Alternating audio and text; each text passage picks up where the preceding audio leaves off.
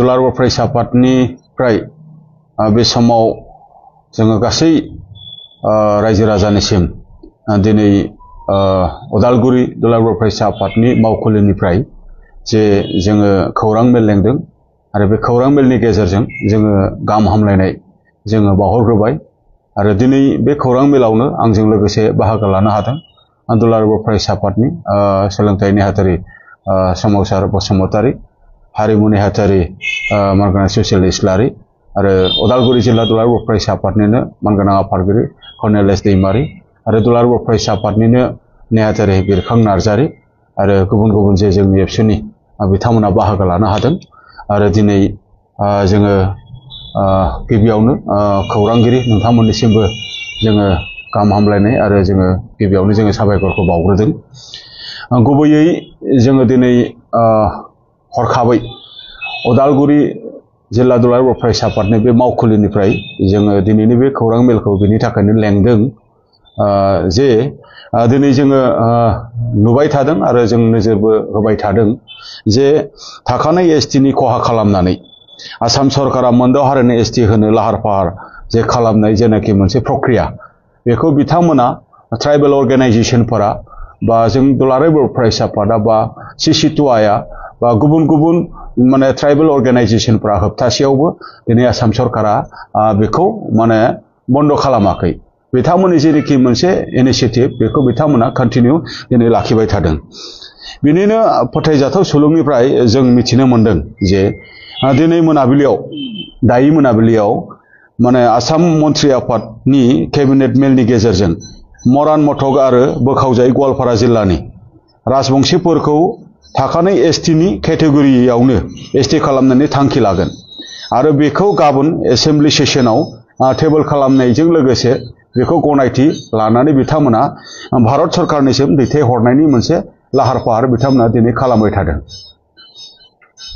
गमामायैनो आसाम सरकारा बे थांखिखौ एसेम्बलियाव गनायथि लानानै भारत सरकारनिसिम दैथायहरनायनि उनाव होबथानांगौआ जोंनि थाखाय गोब्राब जानानै फैगोन। दा बे बाथ्राखौहाय जोङो दिनै दुलाराय बर' फरायसा आफादा मिथिखांनायनि उनाव जोङो दिनै थानो हायाखै। सिगाङावबो जोङो गुबुन गुबुन हाबाफारि जोङो लाबोदों। आरोबाव जोङो दिनै माने मोनदांदों जे आनडिभाइडेड माने जेखिनि मोनसे गवालपारा बे गवालपारानि राजबंशिफोरनो एसटि होनायनि उनाव माने मा होनदों बिटिसिआव बिथांमोना राजखान्थि रांखान्थि आरो जेरावबो बाहागो मोनगोन। जाउनाव थाखानाय एसटिफोरा मोनथायनिफ्राय गोजानाव थानांगोन मानोना बिथांमोना एडभान्स आरो बिथांमोना पपुलास। बिथांमोना फारफ्रोमबो बिथिङाव जौगानाय, बिथांमोना पलिटिकेलि, ससियेलि, इक'नमिकेलि, एजुकेसनेलि जोबोद एडभान्स। दा दिनै पलिटिकेल मोनसे कम्पालसन थानो हागौ आथिखालनि आसाम सरकारनियाव, नाथाय बिथांमोना गावसिनि पलिटिकेल कम्पालसन बेखौ रैखा खालामनानै बा बेखौ एनश्योर खालामनो थाखाय बा सोरखौबा बिथांमोना माबा मोनसे मोनथाय होनो थाखाय दिनै थाखानाय जेनाखि एसटि बेखौ बिथांमोना जिखिनि मा होनदों खहा खालामनो नाजानाय बेयो जोंनि थाखाय माब्लाबाबो गनायथाव जानो हाया। जायखौ दुलाराय बर' फरायसा आफाद बा ट्राइबेल अर्गेनाइजेसना बा सिसिटुआया आगोलनिफ्रायनो जोङो होबथाबोबाय थादों। बेनिखायनो जोङो थांखि लादों जे बेखौ होबथानो थाखाय बर' आरो ट्राइबेल आफादफोरा गाबोन 27 नभेम्बर बेलासिनि 4 रिंगायाव बनजार रेलि बा टर्च रेलिनि हाबाफारि जोङो बिटिसिनिनो मोनबा जिल्ला क'क्राझार, चिरां, बाक्सा, तामुलपुर आरो उदालगुरि मोनाबिलिनि 4टायाव जोङो रोजा रोजा माने रायजो राजानि बाहागो लानायनि गेजेरजों जोङो बे हाबाफारिखौ जोङो लादों। बे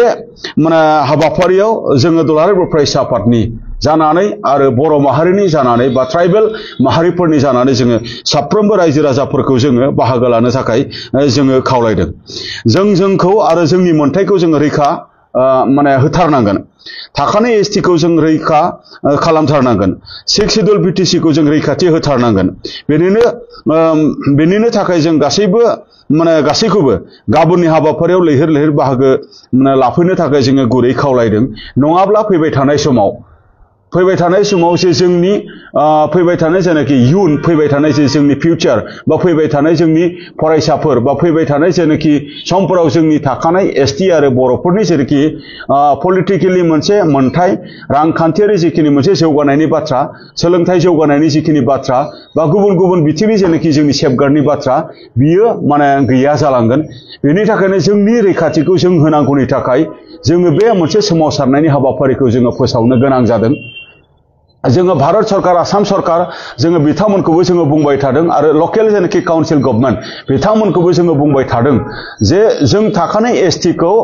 खहा खालामनानै जेन बिथांमोना जेनाखि एडभान्स बा पपुलास माखासे कमिउनिटि बिथांमोनखौ एसटि होनाया जोंनि थाखाय खैफोद गोनां आरो बिथांमोना जोंखौ खैफोदाव माने खोख्लैनानै जोंखौ बिपदाव जोंखौ दोननानै दिनै गुबुनखौ रैखा खालामनो नागिरनाय आरो गुबुननि सेफगार्ड आरो डेभेलपमेन्टनि बाथ्रा साननाया दिनै माब्लाबाबो बियो जाथावना नङा बेनि थाखायनो जों दुलाराय बर' फरायसा आफादा बा ट्राइबेल अर्गेनाइजेसन बा सिसिटुआया बा ट्राइबेल संघआ जों बर' माहारि हिसाबैबो जों आसाम सरकारखौ जोङो खावलायदों आरो आसाम सरकारनि खाथियाव जोङो दाबि दैखांदों आसाम सरकारा जेनाखि थांखि लानो थांबाय थादों बेखौ बिथांमोना थाबैनो रिथिं खालामफिननांगौ आरो थाबैनो बिथांमोना जे केबिनेटआव बिथांमोना थांखि लानानै बेखौ एसेम्बलियाव टेबोल खालामनो नागिरदों आरो एसेम्बलियाव टेबोल खालामखांनायनि उनाव बेखौ माने भारत सरकारनिसिम बिथांमोना दैथायहरनो नागिरदों बेखौ बिथांमोना उइथड्र खालामनानै लानांगौ आरो बेखौ बिथांमोना रिथिं खालामनानै बिथांमोना बै जायफोर माने कमिउनिटिफोरा दिनै एसटि जेनाखि मोनसे बिथांमोना मर्यादा मोननो थाखाय दाबि खालामबाय थादों बिथांमोनखौ